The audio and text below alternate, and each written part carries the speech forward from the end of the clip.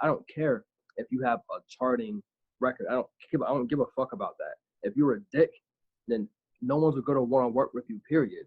If you don't respect other people, no one's going to want to admire you.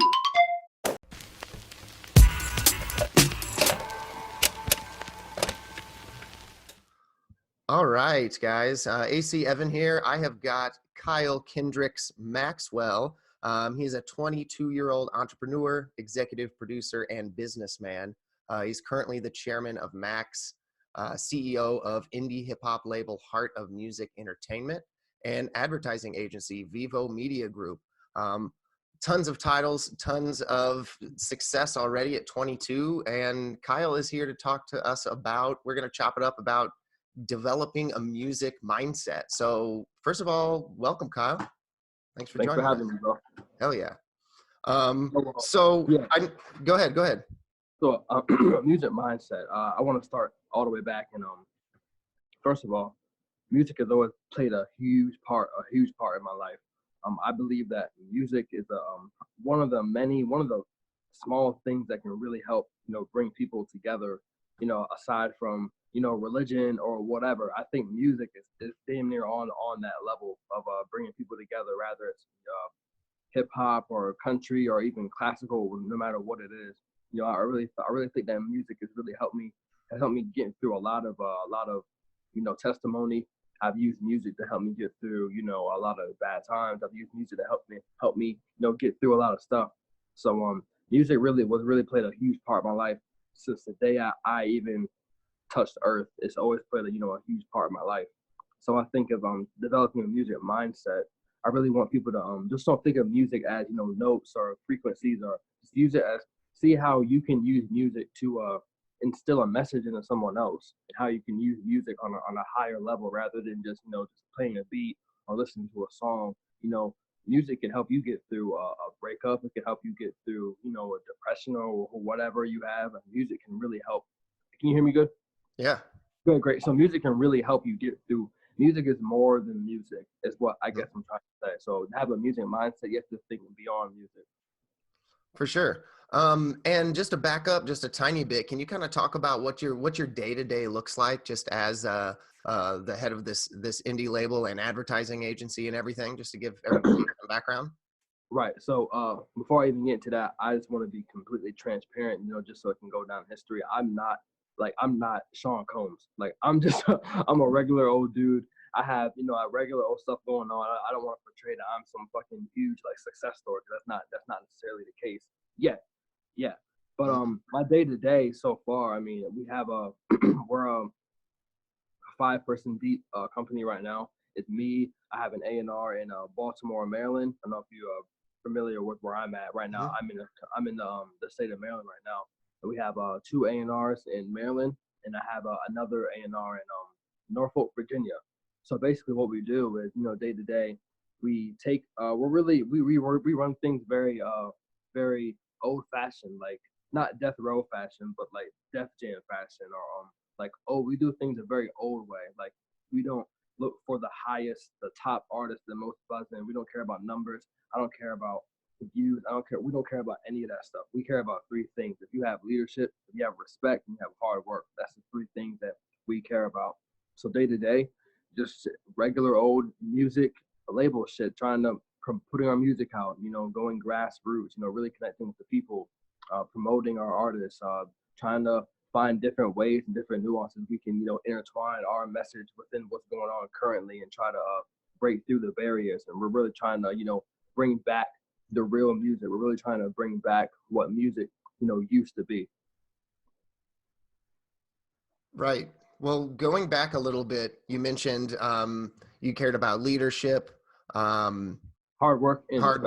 So I think that's a good segue into this music business mindset. Those are kind of the 3 pillars that you kind of look for when you're looking for an artist. And it's like, good music is like a dime a dozen almost. It's like a lot of people have amazing talent, but those 3 that you mentioned, I agree. I think those are really good things to strengthen before you even start to look for management or whatever it is you're looking for as an artist. Can you kind of speak to those 3 and why those are important?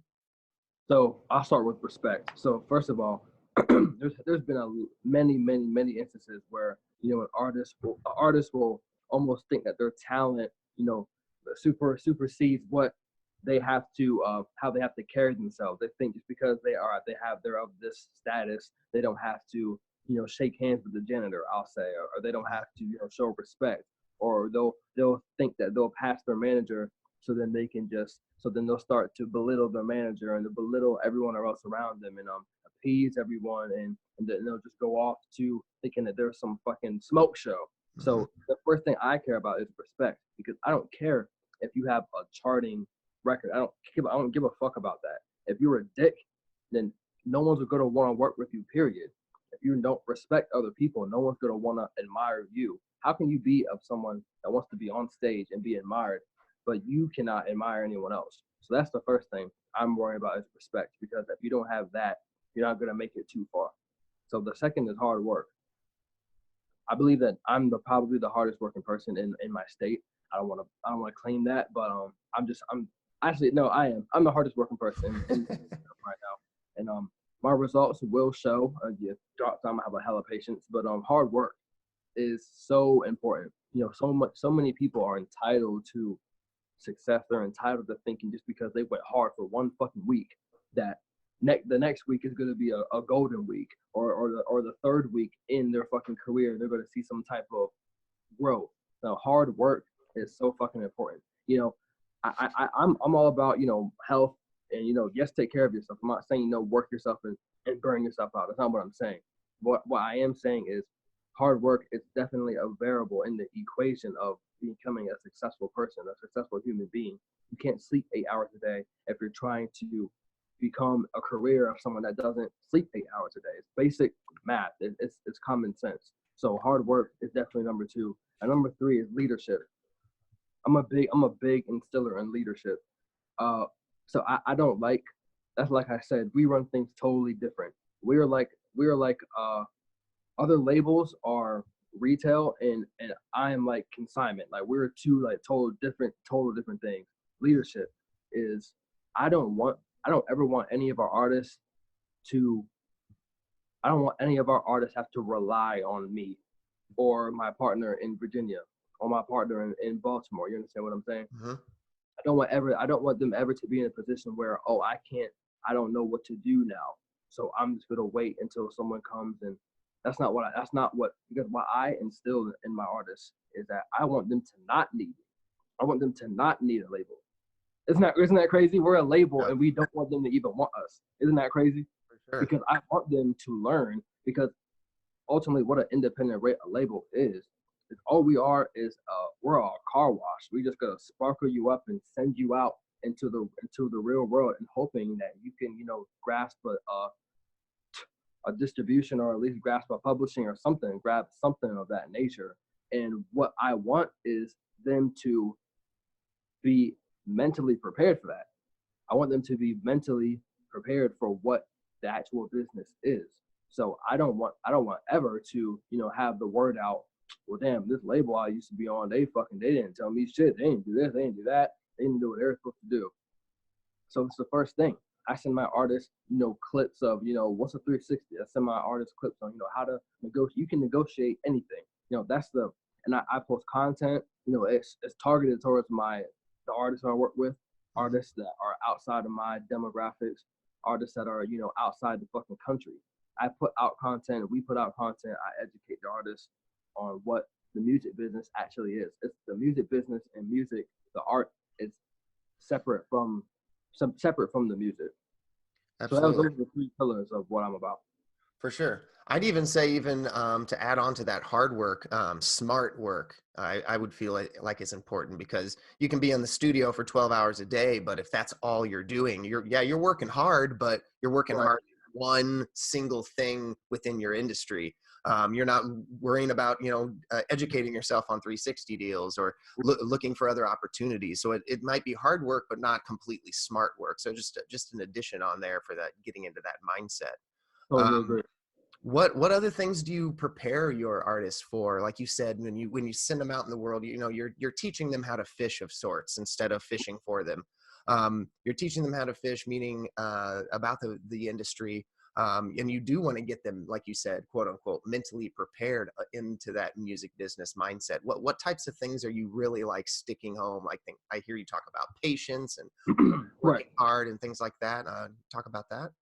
Right. So one of the main things I try to not even instill in artists, but just people, period, is the judgment of other people and what they might think about you, or what they might, think that you're not good at, or think that you are good at. So, for instance, we had a show the other month, and it just didn't go as well. Because I'm working with an artist, he's fairly new, he's still getting adapted to things, and he got off stage.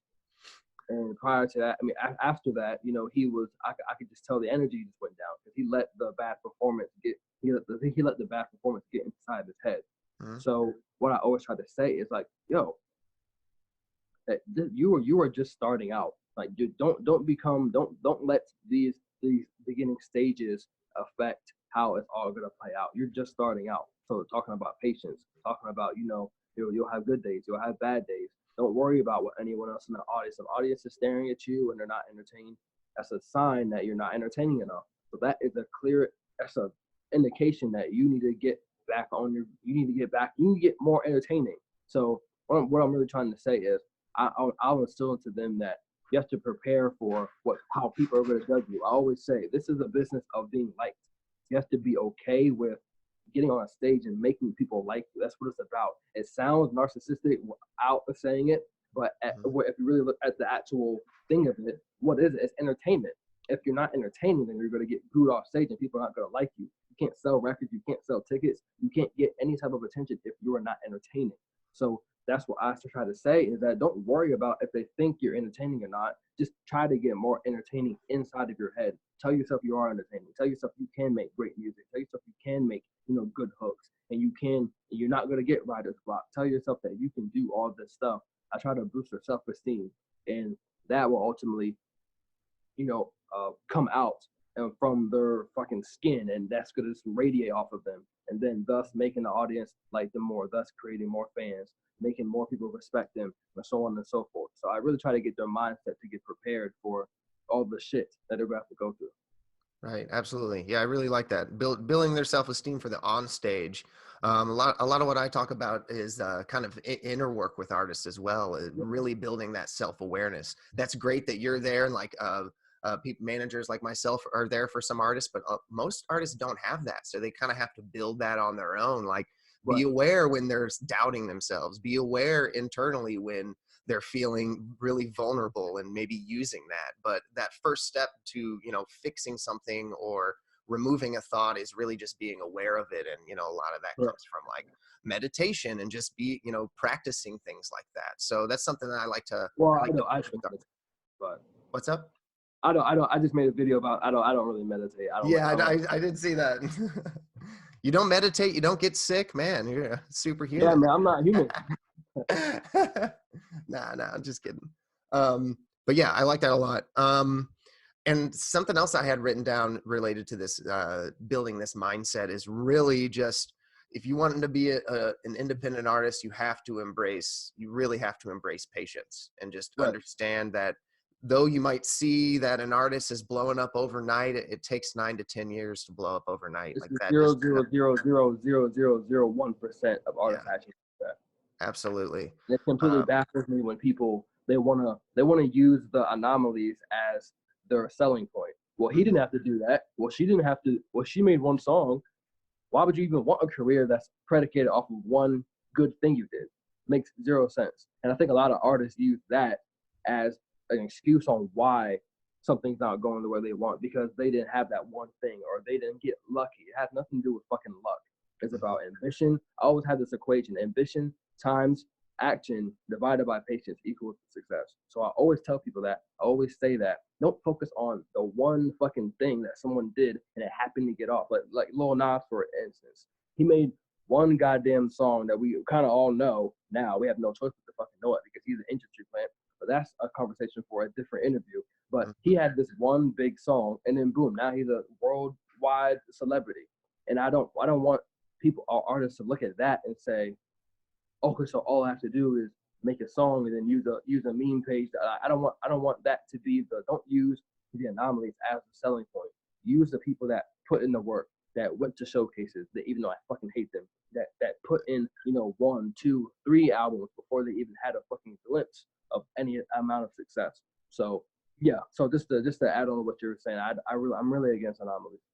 For sure. And even with Lil Nas X, I mean, he was a Twitter master. He Right. really embraced the meme culture and really understood it, and kind of embraced like what Gary Vee always talks about understanding the culture. And he really, like, he put in work. Yeah, he made Right. maybe put out that one song. For one, I'm sure he made some other songs that maybe nobody has ever heard.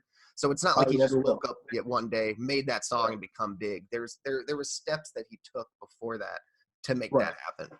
Most definitely. But the thing Um, is, his career is heading for an all-time destruction. right. I mean, he's got a couple other ones. Panini's catchy, I guess. He's all sizzle with no steak. His whole Sure. career is going to plummet in the next 2 or 3 years. So, which is why I really want people to understand there's building blocks to this. Mhm. There's a stage where you have local support. Maybe maybe local campuses might know you. Your music is buzzing in local clubs, local DJs. And then there's a second tier. Now you're on the more higher, stations like, well, you all the way in Chicago. So a higher station, now, more people around your demographic outside, 30 and 100 miles now know you. And it spreads out like I don't want to use a cancer cell, but that's one thing I can think of right now. It spreads out. Mhm. So what happens with people like Lil Nas is that they built the house from the top. You understand what I'm saying? Their Mhm. house is built from the attic and it's trying to go down. And there's absolutely no foundation. So there's nowhere to go. And once this little attic falls, they're gonna go straight fucking down. I've seen it happen multiple of hundreds of times. That's why it's important to stay patient, like how we said. Build a foundation, build the connections, build the relationships with people. This kid has nothing, absolutely nothing. His fan base is in a cult of 2020 meme jokes and stupid shit. I'm not trying to sound, cynical or negative, but I mean, it's just the facts. Yeah. So it's way better to build up the foundation and to do it the slow and right way. So that if you do fall down and become a class B celebrity, at least some people fucking know you, because you're not gonna have the humility if you're a Nas X to come down and perform the fucking at South by Southwest again. You're not gonna have the humility to do that because you're a global celebrity. You understand what I'm saying? Yeah. If Yeah. you I break mean, through the break, just so completely understanding that it is a marathon. It's not a sprint. right, I mean, I feel like Lil Nas sprinted to the end, and now he's kind of slowing down, and he's gonna kind of always be known as that one cowboy rap guy. Like, his you know net what I worth mean? is $1.2 million, Yeah. and he has the longest running #1 record on charts in history, and he has a net worth of $1 million. I mean, it is impressive. It absolutely is. But So you tell we me we, who we want to. benefited from that. What's that? So you tell me who benefited from that transaction, Lil Nas or what's the label he's on? I don't remember. Capitol Records, I thought it was Republic. I don't remember. Republic. It might be I Capital. think he's on. Actually, I think he's. I don't. I'm not too sure, but I know that the deal wasn't in Lil Nas' favor. So For sure. Because he didn't have leverage, and that's what we want to help our artists build, is leverage exactly, for management or for labels, whatever you're looking for. If you don't have that leverage, you don't have the power. exactly. So yeah, patience. Oh, one other note I have up on here. What kind of things do you try to instill in your artists in regards to time management? Staying accountable. Are there certain like short-term and long-term goals that you help set up for them? Yeah. So I'm a big hater in goals. I don't set goals at all, and I don't require or accept or want anyone else to set goals. I have one ultimate goal, and that's to be the complete best version of myself until I die. That's my only goal. So once I set that, I don't want to call it a goal. Once I set my religion, all my actions and everything I say, everything I do, all the sub goals have no choice but to happen. You understand what I'm saying? So let's Mhm. say if my goal was I want to have $5 million by next week. Let's just say that was my goal. But I'm not looking at that. I'm looking at becoming the best version of myself until I die. So if I'm actually doing that, I'm going towards being the best version of myself until I die. So anything else in between is bound to happen. I'm not gonna set a time frame for a goal. Setting a time frame by a certain day. I hate to use this word because it sounds like Gary Vee, but it's arbitrary bullshit. I'm not gonna do that because it's pointless. What's the point of you having if you want to attain something on a certain day? There's literally first of all, there's not even the same day throughout the whole entire world. So that's why there's no point in setting something by a certain date or a certain time because everyone's on a fucking different time. What time is it right now? It's 3:22 right here. It's 2 o'clock where you're at. So what the hell is the point in setting something at a certain time and at a certain place when the whole world is on a different place by itself? If you set goals like say, I want to be the best at this, that is what you're going towards. Not I want to sell 100 t-shirts this month. Those are fucking stupid goals. Say I want to say in myself, I want to sell the most amount of t-shirts I can. You understand the difference between that? Yeah. But how do you know if you ever meet those goals? It doesn't matter because your goal is you want to do the most. You want to do the most. I want to be the best. So at the end of the day, if I die, you're just avoiding capping the goal out essentially. You can accomplish more once you say you want to be the best. And once you say, I want to do the most, you're going to accomplish less when you add numbers and tactics and digits to your goals. Right. Well, what about in terms getting off the goal thing? What about the just daily time management? I see you're big on getting up early and like, Yeah. is that any kind of thing that you try to instill in people you work with? That's something I'm really trying to stop doing myself because as someone that has as you can probably tell in the past 5 minutes I have crazy energy. I'm fucking up here. I don't want to. I'm not trying to make anyone like because I know some people can't wake up at 5:30 every morning. Some people cannot do that. But what I'll try to do is this is just tying back to what I said. I want them to wake up at the best time that they can. The best time that they can. I want them to take a time that you think that you will never wake up and just try to do that once a week. Try to do it twice a week. Try to do it as much as you can. Time management. So, like for instance, let me get real specific here. I'm a big believer in DMing people until Instagram tells you that you're blocked from DMing people. So once I would say is that hey, maybe instead of watching, I can't even name you a fucking Netflix show. Give me a show. Anything on Netflix. Instead of watching fucking Netflix, you could be DMing DJs, you can be DMing promoters, you can be making relationships. Instead of going out with some fucking chick, you could be back home writing music. You could be working on this, you can be working on that. Instead of going to this party, you can be trying to perform there. Like different things are trying to switch what they're doing that's ROI negative and making it something that's positive. For sure. Well, just to kind of tie back in the goal thing, in my mind, that would be a good non-capped goal to set for an artist. Like, hey, instead of spending 5 hours a day on Netflix, maybe spend 5 hours a day DMing people or databasing contacts or something. That's kind of what I meant about the goal setting, just something, because in my experience, artists really need some kind of routine or some kind of structure, because we don't have that anymore. When you're done with high school and done with college, you're kind of just left out here to dry and take your own route. And it's, when you go to class, you go to class at 10 a.m. and then you have a break and then you have another class. So you have that structure. And a lot of artists and just people in general, if they are independent and they don't have a job to go to, they lose that structure and lose that even small goal setting, like, hey, do work for an hour. That's a small goal that some artists just can't seem to. I always say that, university prepares life for you, but only adversity prepare you for life. Definitely. I like that. It's very deep. It's very deep.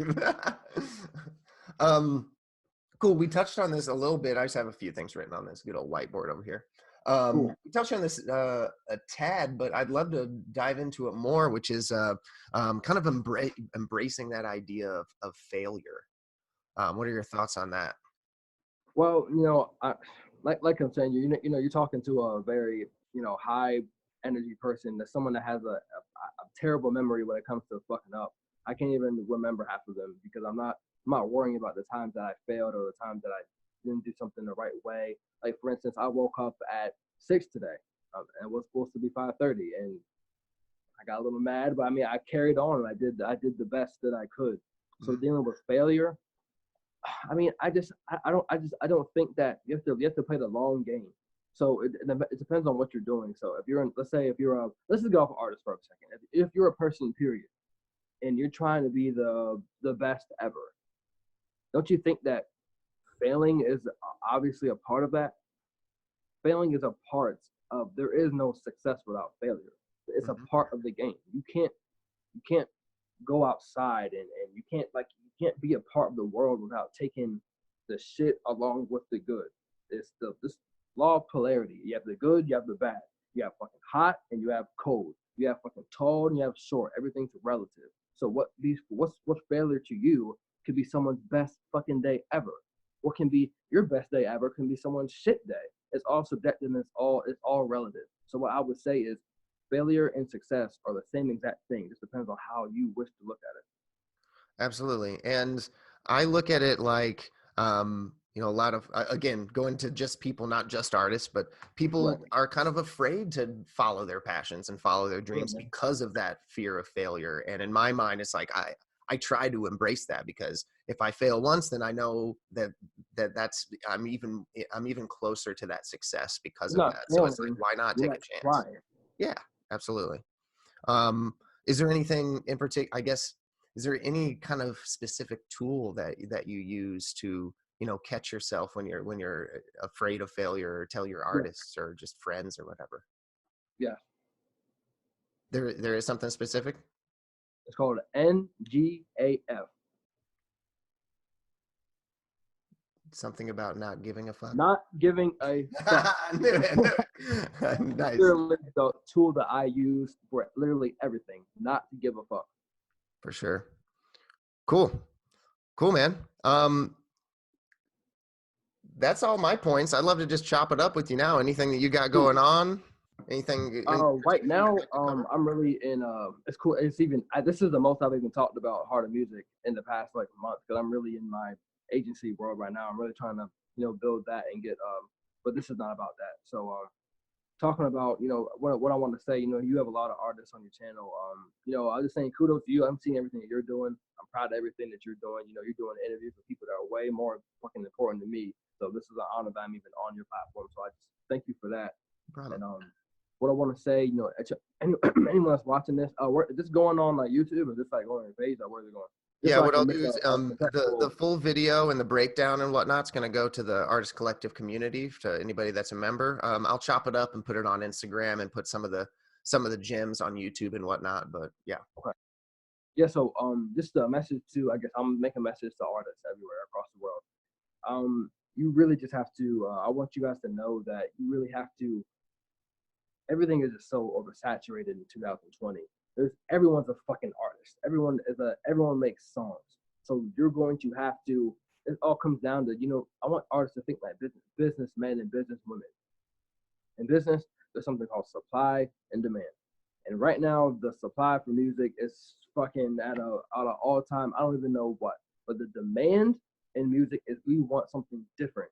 If you go back and you look at the recent people that have made it, the recent people that have made some type of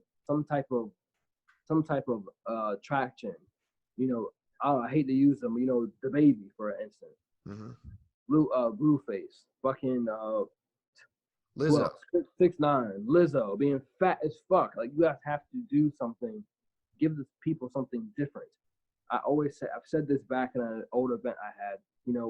We're running out of ideas, so you're going to have to find some way to differentiate yourself. If that be color your fucking head yellow, or to make a song with no lyrics in it, you have to do something. And I think that this is probably the best time ever to be an artist. Actually, looking at it at a very optimistic way, because if you look at it, it's just common sense. When there wasn't a whole lot of artists, we didn't have a whole lot to choose from. So who the fuck can tell if you were good or not? There's a hella artists now. So now it's gonna make artists. It's gonna force you to be creative. It's gonna force you to do something different. You have no choice but to do something different if you want to get around that barrier. So I'll tell every artist watching this, or that is going to watch this. If you're even in a business, if you're doing anything, even you, Evan, you have to be different. Mm-hmm. Try to be different. Don't try to be not you. Try to be as much as yourself as possible, thus making you different. Yeah, and stop and just to maybe catch yourself when you're specifically like making a song or making a Right. post. Don't always go towards what you already see. Like if you have an instinct to do something that's, like you say, different or just out of the ordinary, go with it. Try it. Absolutely. Love that. Well, cool, dude. That's all I really had. I appreciate you popping in here for a little bit and rescheduling. I appreciate it. Can you tell everybody where they can find you, how they can hit you up? You guys can follow me on every social media. It's all the same. Khendriix, Khendriix. That's Khendriix. That's pretty much it. Evan, I enjoyed this talk. Thank you for it, and I hope everyone that's watching this, I hope you guys have great, lengthy, and long careers. And just remember, just don't give a single fuck. I love that. Thanks, man.